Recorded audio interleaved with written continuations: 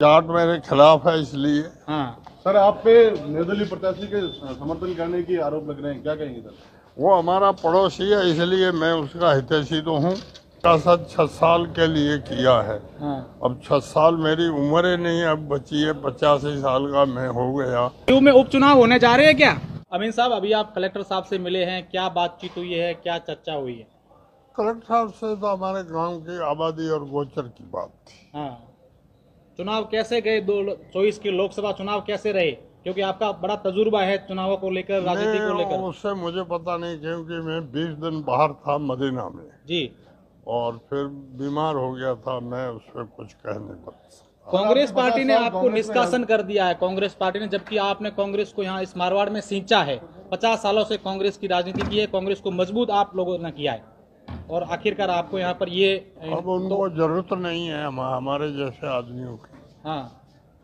और अब निष्कासन 6 साल के लिए किया है। हाँ। अब 6 साल मेरी उम्र ही नहीं अब बची है, 85 साल का मैं हो गया।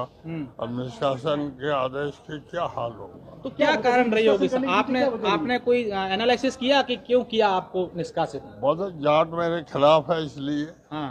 सर, आप पे निर्दलीय प्रत्याशी के समर्थन करने की आरोप लग रहे हैं, क्या कहेंगे सर? वो हमारा पड़ोसी है इसलिए मैं उसका हितैषी तो हूँ।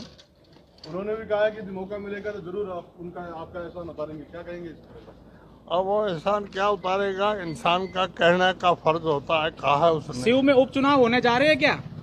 अब क्या पता होगा नहीं होगा। आपका अनुभव क्या कहता है अमीन साहब? नहीं, मेरा अनुभव बीमार आदमी है, अभी कोई पता नहीं। ओके साहब। जाट मेरे खिलाफ है इसलिए। हाँ। सर, आप पे निर्दलीय प्रत्याशी के समर्थन करने की आरोप लग रहे हैं, क्या कहेंगे सर? वो हमारा पड़ोसी है इसलिए मैं उसका हितैषी तो हूँ।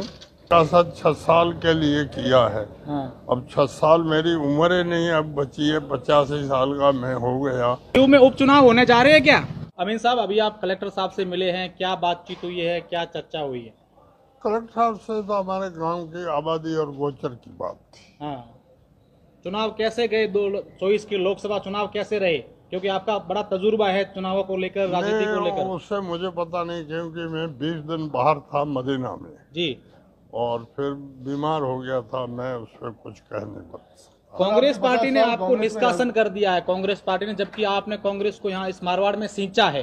50 सालों से कांग्रेस की राजनीति की है, कांग्रेस को मजबूत आप लोगों ने किया है और आखिरकार आपको यहाँ पर ये अब उनको जरूरत नहीं है हमारे जैसे आदमियों की। हाँ।